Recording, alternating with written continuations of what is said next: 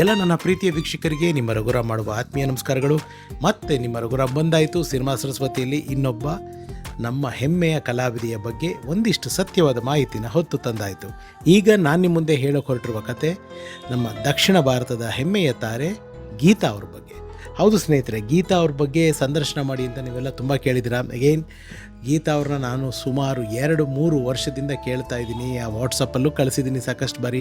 Madam ಇನ್ನೂ time ಕೊಟ್ಟಿಲ್ಲ, ಅವರು ಟೈಮ್ ಕೊಟ್ಟು ಒಪ್ಕೊಂಡ ತಕ್ಷಣ ಖಂಡಿತ ಮಾಡ್ತೀನಿ. ಆ್ಯಂಡ್ ನಾನು ಗೀತಾ ಅವರ ಸಂದರ್ಶನನ ಮಾಡಿದ್ದೆ ಸ್ನೇಹಿತರೆ. ನಾನು 2010 ನ್ಯೂಜೆರ್ಸಿನಲ್ಲಿ ನಾನು ಹೋಗಿದ್ದೆ.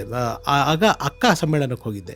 ಅಕ್ಕ ಸಮ್ಮೇಳನಕ್ಕೆ ಹೋದಾಗ ಅಲ್ಲಿ ಕೆಲವು ಚಾನೆಲ್ ಕಡೆಯಿಂದ ಹೋದಾಗ ನನಗೆ ಒಂದಿಷ್ಟು ಫುಟೇಜ್ ಇಷ್ಟು ಡ್ಯೂರೇಷನ್ ಕವರ್ ಮಾಡಬೇಕು ಅಂತಿತ್ತು. ಆ ಇವೆಂಟಲ್ಲಿ ಏನೋ ಪ್ರಾಬ್ಲಮ್ ಆಗಿ ಲೆಂತ್ ಕಡಿಮೆ ಬಂತು. ಆವಾಗ ನಮ್ಮ ಜಗ್ಗೇಶ್ ಅವರು ಅವ್ರ ತಾಯಿಯವ್ರದ್ದು ರಾಘವೇಂದ್ರ ಸ್ವಾಮಿದು ಅಚ್ಚೆ ಹಾಕಿಸ್ಕೊಂಡಿದ್ದು ವಿಡಿಯೋ ಆ್ಯಂಡ್ ಅದನ್ನು ಶೂಟ್ ಮಾಡಿದ್ದೆ. ಆ್ಯಂಡ್ ಹುಡುಕಿ ಗೀತಾ ಮೇಡಮ್ ಅವ್ರನ್ನ ಮನೆಗೆ ಹೋಗಿ ಅಲ್ಲಿ ನ್ಯೂಜೆರ್ಸಿ ಅವ್ರ ಅಪಾರ್ಟ್ಮೆಂಟಲ್ಲಿ ಶೂಟ್ ಮಾಡ್ಕೊಂಬಂದಿದ್ದೆ. ಆವತ್ತಿನ ದಿವಸದಲ್ಲಿ ಅದು ಜಿ ಕನ್ನಡನಲ್ಲಿ ಪ್ರಸಾರ ಆಗಿತ್ತು. ಅದರದ್ದೊಂದು ಫೋಟೋ ಇದೆ ಅವರ ಯಜಮಾನ್ರ ಜೊತೆಗೆ, ಅವ್ರ ಜೊತೆಗೆ ನಾನು ತೆಗೆಸ್ಕೊಂಡಿರೋದು. ಅದನ್ನು ಕೂಡ ಶೇರ್ ಮಾಡ್ತೀನಿ. ಇನ್ಫ್ಯಾಕ್ಟ್ ಮಾಧವಿಯವ್ರದ್ದು ನೀವು ಕೇಳ್ತೀರಾ, ಆಗಲೂ ಮಾಧವಿಯವ್ರ ಮೇಡಮ್ನ ರೀಚ್ ಮಾಡೋಕ್ಕೆ ಟ್ರೈ ಮಾಡಿದ್ದೆ, ನನಗಾಗಿಲ್ಲ. ಈಗಲೂ ಪಡ್ತಾ ಇದ್ದೀನಿ ಪ್ರಯತ್ನನ. ಅವ್ರು ಸಿಕ್ಕಿ ಒಪ್ಕೊಂಡ್ರೆ ಖಂಡಿತ ಮಾಡ್ತೀನಿ ಅಂತ ಹೇಳ್ತಾ ಈಗ ಗೀತಾ ಮೇಡಮ್ ಅವರ ಕತೆ ಹೇಳೋದಕ್ಕೆ ಪ್ರಾರಂಭ ಮಾಡ್ತೀನಿ. ಗೀತಾ ಮೇಡಮ್ ಅವರ ತಂದೆ ಬಂದ್ಬಿಟ್ಟು ನೆಲ್ಲೂರಿನವರು, ಆಂಧ್ರದ ನೆಲ್ಲೂರಿನವರು, ತಾಯಿ ತಮಿಳ್ನಾಡಿನವರು.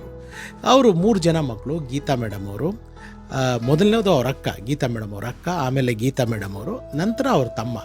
3 ಜನ ಮಕ್ಕಳು. ಬಾಲ್ಯದಲ್ಲಿ 8ನೇ ಕ್ಲಾಸ್ ತನಕ ವಿದ್ಯಾಭ್ಯಾಸ ಅಷ್ಟೇ ಗೀತಾ ಮೇಡಮ್ ಅವರು ಮಾಡಿರೋದು.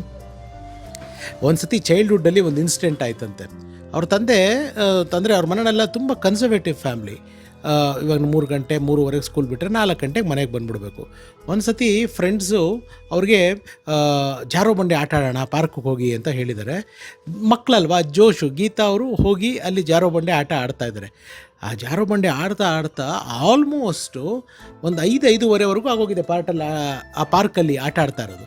ಸರಿ 6 ಗಂಟೆಗೆ ಮನೆಗೆ ಬಂದಾಗ ಎಲ್ಲೋಗಿದ್ದೆ ಅಂತ ಅವ್ರ ಅಪ್ಪ ಕೇಳಿದ್ರಂತೆ. ಹಿಂಗೆ ಜಾರೋ ಬಂಡೆ ಆಡೋದಕ್ಕೆ ಹೋಗಿದ್ದೆ ಅಂತ ಹೇಳಿದಾಗ ಬೆಲ್ಟಲ್ಲಿ ಹೊಡೆದಿದ್ರಂತೆ. ಸೊ ಅವತ್ತು ಫಸ್ಟು, ಅವತ್ತು ಲಾಸ್ಟು.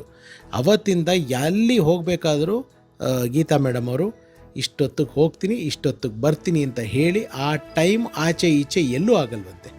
ಈ ರೀತಿ ಅವರು ಅಷ್ಟು ಒಂದು ಶ್ರದ್ಧೆಯಿಂದ, ಅಷ್ಟು ಒಂದು ಸಂಸ್ಕಾರದಿಂದ ಹೆಣ್ಮಕ್ಳನ್ನ ತಂದೆ ತಾಯಿ ಬೆಳೆಸಿದ್ದಾರೆ. ಆಮೇಲೆ ಕೆಲಸದ ಮೇಲೆ ಅವರು ಚೆನ್ನೈಗೆ ಶಿಫ್ಟ್ ಆಗಿದ್ದಾರೆ.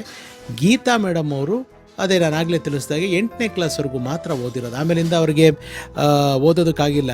ಅವರು ಯಾವಾಗಲೂ ಅವರು ಸ್ಕೂಲ್ ಡೇಸ್ನಲ್ಲಿ ಇಂಟೆಲಿಜೆಂಟ್ ಸ್ಟೂಡೆಂಟ್ಸ್ ಅಂತ ನಾವೇನು ಹೇಳ್ತೀವಿ ಸ್ಕೂಲ್ನಲ್ಲಿ, ಅವ್ರ ಜೊತೆನೇ ಜಾಸ್ತಿ ಬೆರೆಯೋರಂತೆ, ಅವ್ರ ಜೊತೆನೇ ಜಾಸ್ತಿ ಫ್ರೆಂಡ್ಶಿಪ್ ಮಾಡೋರಂತೆ. ಕಾರಣ ಇಷ್ಟೇ, ಇಬ್ಬರು ಫ್ರೆಂಡ್ಸ್ ಇದ್ರಂತೆ ಅವ್ರಿಗೆ. ಒಬ್ಬರು ಕಾಮಾಕ್ಷಿ ಅಂತ, ಇನ್ನೊಬ್ಬರು ಹೆಸರು ನನಗೆ ಜ್ಞಾಪಕ ಬರ್ತಾ ಇಲ್ಲ. ಅದರಲ್ಲಿ ಒಬ್ಬರು ಇವ್ರ ಹೋಮ್ವರ್ಕ್ನ ಅವ್ರು ಮಾಡಿಕೊಡೋರಂತೆ. ಇನ್ನೊಬ್ಬರು ಬರೀಬೇಕಾದ್ರೆ ಕೆಲವು ನೋಟ್ಸು ಮತ್ತೊಂದು ಎಕ್ಸಾಮ್ ಬರೀಬೇಕಾದ್ರೆ ಕಾಪಿ ಮಾಡೋದಕ್ಕೆ ಹೆಲ್ಪ್ ಮಾಡೋರಂತೆ. ಸೊ ಹಾಗಾಗಿ ಅವ್ರ ಜೊತೆ ಜಾಸ್ತಿ ಒಡನಾಟ ಇತ್ತು. ಆ್ಯಂಡ್ ಅವ್ರು ಚೆನ್ನೈಗೆ ಶಿಫ್ಟ್ ಆದಮೇಲೆ ಒಂದು ಸತಿ ಒಂದು ಚಿಕ್ಕ ಮಗು ಇರೋದೊಂದು ಫೋಟೋ ಹಾಕ್ತೀನಿ ನೋಡಿ. ಆ ಚಿಕ್ಕ ಮಗು ಅವ್ರು 3 ತಿಂಗಳು ಇರಬೇಕಾದ್ರೆ ತೆಗೆಸಿರೋ ಫೋಟೋ, ಈ ಬೋರ್ಲ್ ಬಿದ್ದಿರೋ ಫೋಟೋ. ಆ ಫೋಟೋ ನೋಡಿ ಅವತ್ತಿನ ದಿವಸದಲ್ಲೇನೆ ಸಿನಿಮಾ ಆದರೂ, ಅವಾಗೆಲ್ಲ ಸಿನಿಮಾ ಥಿಯೇಟ್ರ್ಗಳಲ್ಲಿ ಸ್ಲೈಡ್ ಆಗಿ ಅಡ್ವರ್ಟೈಸ್ಮೆಂಟ್ ಹಾಕೋರು, ಅಲ್ಲಿಗೆ ಹಾಕೋದಕ್ಕೆ ಕೇಳಿದ್ರಂತೆ. ಆಗ ಗೀತಾ ಮೇಡಮ್ ಅವ್ರ ತಂದೆ ಇಲ್ಲ ಮಕ್ಳಿಗೆ ದೃಷ್ಟಿ ಆಗುತ್ತೆ, ನಾನು ಕಳಿಸಲ್ಲ ಅಂತ ಹೇಳಿದ್ರಂತೆ. ಆಮೇಲೆ ನೋಡಿ, ಅದೇ ಪರದೆ ಮೇಲೆ ಗೀತಾ ಮೇಡಮ್ ಅವರು ಆಳಿದ್ದು ಕನ್ನಡ, ತಮಿಳು, ತೆಲುಗು, ಹಿಂದಿ, ಮಲಯಾಳಂ ಎಲ್ಲ ಭಾಷೆಗಳಲ್ಲೂ ಸಾಕಷ್ಟು ಚಿತ್ರಗಳಲ್ಲಿ ಅಭಿನಯಿಸಿದ್ರು. ಬಹುಶಃ ಅವರು ಒಂದು 250ಕ್ಕೂ ಹೆಚ್ಚು ಚಿತ್ರಗಳನ್ನು ನಟಿಸಿದ್ದಾರೆ, ಎಲ್ಲ ಭಾಷೆನೂ ಸೇರಿದ್ರೆ. ಅವರು ಮೊದಲನೇದಾಗಿ ನಟಿಸಿದ್ದು ತಮಿಳಲ್ಲಿ, ನಾನು ಈ ಹಿಂದೆ ಶ್ರೀಪ್ರಿಯಾ ಮೇಡಮ್ ಅವ್ರ ಸಿನಿಮಾನು ಹೇಳಿದೆ, ಭೈರವಿ ಅಂತ. ಆ ಭೈರವಿ ಸಿನಿಮಾದ ಟೈಟ್ಲ್ ಕ್ಯಾರೆಕ್ಟ್ರು ಅಂದರೆ ಗೀತಾ ಮೇಡಮ್ ಅವರು ಈ ಚಿತ್ರದಲ್ಲಿ ರಜನಿ ಸರ್ ಅವರ ತಂಗಿ ಪಾತ್ರ. ಅದ್ರ ಮೂಲಕ ಅವರು ಬೆಳ್ಳಿ ತೆರೆಗೆ ಪರಿಚಯ ಆಗಿದ್ದು. ನಂತರ ಸಾಕಷ್ಟು ಚಿತ್ರಗಳಲ್ಲಿ ನಟಿಸ್ಕೊಂಡು ಬಂದಿದ್ದಾರೆ. ಅದು ಹೇಳ್ತಾ ಹೋದರೆ ದೊಡ್ಡ ಪಟ್ಟಿಗಳೇ ಇದೆ. ಅವ್ರಿಗೆ ತಮಿಳು ಬರ್ತಾಯಿತ್ತು, ಯಾಕೆಂದರೆ ತಾಯಿ ಅವರ ಮದರ್ ಭಾಷೆ ತಮಿಳಾಗಿತ್ತು. ತಂದೆ ನೆಲ್ಲೂರಿನವರು, ತೆಲುಗು ಹಾಗಾಗಿ ಬರೋದು, ತೆಲುಗು ಹೆಣ್ಮಗಳು. ಕನ್ನಡನೂ ತುಂಬ ಚೆನ್ನಾಗಿ ಬರೋದು ಅವ್ರಿಗೆ. ಹಾಗಾಗಿ ಮಲಯಾಳಂ ಅನ್ನೋದು ಅವ್ರಿಗೆ ಸ್ವಲ್ಪ ಒಂಚೂರು ಕಷ್ಟವಾದಂಥ ಭಾಷೆ, ಯಾಕೆಂದರೆ ಅದು ಹೊರಳ್ತಾ ಇರಲಿಲ್ಲ, ಮತ್ತೊಂದು ಆಗ್ತಾ ಇರಲಿಲ್ಲ. ಅವ್ರು ಏನು ನಂಬ್ತಾ ಇದೆ ಅಂದರೆ ಒಬ್ಬ ಆರ್ಟಿಸ್ಟ್ಗೆ ಭಾಷೆ ಕಂಪ್ಲೀಟಾಗಿ ಗೊತ್ತಿದ್ರೇ ಸಂಪೂರ್ಣವಾಗಿ ತೊಡಗಿಸ್ಕೊಂಡು ನಡ್ಸೋಕ್ಕಾಗೋದು ಅಂತ. ಹಾಗಾಗಿ ಮಲಯಾಳಂನ ಸಾಕಷ್ಟು ಅವರು ಕಲ್ತಿದ್ದಾರೆ ಆ್ಯಂಡ್ ಅಲ್ಲಿ ಸಾಕಷ್ಟು ಹೆಸರು ಕೂಡ ಮಾಡಿದ್ರು. ಸಾಕಷ್ಟು ಒಳ್ಳೊಳ್ಳೆ ಸಿನಿಮಾಗಳು ಕೂಡ ಗೀತಾ ಮೇಡಮ್ ಅವರು ಮಲಯಾಳಮಲ್ಲಿ ಮಾಡಿದ್ದಾರೆ. ಆ್ಯಂಡ್ ಅಲ್ಲೆಲ್ಲ ಆವಾಗ ಇನಿಷಿಯಲ್ ಡೇಸಲ್ಲಿ ಭಾಷೆ ಗೊತ್ತಿದ್ದಾಗ ಈ ಪ್ರಾಂಪ್ಟ್ ಅಂತ ಮಾಡ್ತೀವಿ ನಾವು ಸಿನಿಮಾ ಇಂಡಸ್ಟ್ರಿನಲ್ಲಿ. ಅಂದರೆ ಏನು ಚೆನ್ನಾಗಿದೆಯಾ ಅಂತ ಹೇಳೋ ಡೈಲಾಗ್ನ ಯಾರೋ ಹಿಂದೆಯಿಂದ ಒಬ್ಬರು ಹೇಳಿದ್ರು, ಏನು ಚೆನ್ನಾಗಿದೆಯಾ ಅಂತ. ಅದನ್ನು ನಾವು ಎಮೋಷನ್ನ ಹೇಳಬೇಕು, ಅದನ್ನು ಎಮೋಷನಲ್ಲಿ ಆ ಫ್ಲೋನಲ್ಲಿ ಹೇಳಬೇಕು. ಈ ಥರ ಅಲ್ಲಿ ಮಲಯಾಳಂನಲ್ಲಿ ಭಾಷೆದ ಸಮಸ್ಯೆ ಇದ್ದಿದ್ದರಿಂದ ಆ ಥರ ಸ್ವಲ್ಪ ಅಭ್ಯಾಸ ಆಗಿತ್ತು. ಆಮೇಲೆ ಕೆ ಬಾಲಚಂದರ್ ಸರ್ ಅವರ ಸಿನಿಮಾ ಮಾಡೋದಕ್ಕೆ ಬಂದಾಗ ಅದು ಬಾಲಚಂದರ್ ಸರ್ ಯಾವತ್ತೂ ಆರ್ಟಿಸ್ಟ್ಗಳನ್ನ ಪ್ರಾಂಪ್ಟ್ ತೊಗೊಳೋದಕ್ಕೆ ಬಿಡ್ತಾ ಇರಲಿಲ್ವಂತೆ. ಅವ್ರಿಗೆ ಏನಿದೆ ಪೇಜ್ಗಳಗಟ್ಟಲೆ ಇದ್ರೂ ಡೈಲಾಗು ಅದನ್ನು ಅವರು ಹೇಳಬೇಕು ಅಷ್ಟೇ, ಆ ಭಾವನೆ ತುಂಬಿ ಪ್ರಾಂಪ್ಟ್ ಗಿಮ್ಟ್ ಇಲ್ಲದೆ ಹೇಳಬೇಕು.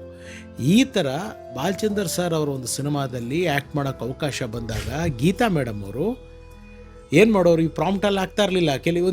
ಒಂದು ಮೈಂಡ್ ಸೆಟ್, ಅದು ಒಂದು ಅಭ್ಯಾಸ ಆಗಿಬಿಟ್ರೆ ನಾವು ಅಭ್ಯಾಸದಿಂದ ಹೊರಗೆ ಬರೋದು ಕಷ್ಟ. ಆದರೆ ಗೀತಾ ಮೇಡಮ್ ಅವರು ಅದರಿಂದ ಹೊರಗೆ ಬಂದು ಅದಕ್ಕೆ ಕೆ ಬಾಲಚಂದರ್ ಸರೇ ಕಾರಣ. ಕೆಲವು ಈ ಇಂಪಾರ್ಟೆಂಟ್ ಲೀಡ್ ಡೈಲಾಗ್ಗಳಿರ್ತದಲ್ಲ ಅದನ್ನು ಕೈ ಮೇಲೆ ಬರ್ಕೊಂಡಿರೋರಂತೆ. ಅವ್ರೇನಾದರೂ ಡೈಲಾಗ್ ಅಕಸ್ಮಾತ್ ಮರೀತಾರೆ, ಅದು ಇದಾಗುತ್ತೆ ಅಂದ ತಕ್ಷಣ ಸುಮ್ಮನೆ ಕೈ ಹಿಂಗೆ ತಲೆ ಹೆಡ್ ಒಂಥರ ಮಾಡ್ಬಿಟ್ಟು ಆ್ಯಕ್ಟಿಂಗಲ್ಲಿ ಕೈಯಲ್ಲಿ ಏನು ಬರ್ಕೊಂಡಿದ್ದಾರೆ ಲೀಡ್ ಡೈಲಾಗ್ ನೋಡ್ಕೊಂಡು ಅದರಿಂದ ಕ್ಯೂ ತೊಗೊಂಡು ಆ್ಯಕ್ಟ್ ಮಾಡೋರಂತೆ. ಹೀಗೆ ಗೀತಾ ಮೇಡಮ್ ಅವರ ಬದುಕಿನ ಒಂದೊಂದು ಬಣ್ಣದ ಬದುಕಿನ ಹೆಜ್ಜೆನೂ ಸಾಕಷ್ಟು ಸವಾಲು. ಇನ್ನು ನಮ್ಮ ಕನ್ನಡ ಚಿತ್ರರಂಗಕ್ಕೆ ಗೀತಾ ಮೇಡಮ್ ಅವರು ಯಾವ ಚಿತ್ರದಿಂದ ಬಂದರು, ಕನ್ನಡ ಇಂಡಸ್ಟ್ರಿನಲ್ಲಿ ಗೀತಾ ಮೇಡಮ್ ಅವ್ರಿಗೆ ಏನಂತ ಕರಿತಿದ್ರು, ಏನಂತ ರೇಗಿಸ್ತಿದ್ರು, ಆ್ಯಂಡ್ ಅಣ್ಣವ್ರ ಜೊತೆ ಆ್ಯಕ್ಟ್ ಮಾಡಿರೋದು, ವಿಷ್ಣು ಸರ್ ಜೊತೆ, ಅಂಬರೀಷ್ ಅಣ್ಣನ ಜೊತೆ ಆ್ಯಕ್ಟ್ ಮಾಡಿರೋದು, ಆ ಚಿತ್ರಗಳು ಯಾವುದು, ಆಮೇಲೆ ಮದುವೆ ಯಾವಾಗಾಯಿತು, ಅವ್ರ ಯಜಮಾನ್ರು ಏನು ಮಾಡ್ತಿದ್ದಾರೆ, ಎಷ್ಟು ಜನ ಮಕ್ಕಳು, ಎಲ್ಲನೂ ನಿಮಗೆ ನಾಳಿನ ಸಂಚಿಕೆಯಲ್ಲಿ ಹೇಳ್ತೀನಿ. ಇದು ಸಿನಿಮಾ ಸರಸ್ವತಿ ಬೆಳ್ಳಿ ಪರದೆಯ ಸತ್ಯ ಘಟನೆಗಳ ಪ್ರಸ್ತುತಿ. ಎಲ್ರಿಗೂ ಒಳ್ಳೆಯದಾಗಲಿ. ಸರ್ವೇ ಜನ ಸುಖಿನೋ ಭವಂತು. ನಾನು ನಿಮ್ಮ ರಘುರಾಮ್. Love you all. ನಮಸ್ಕಾರ.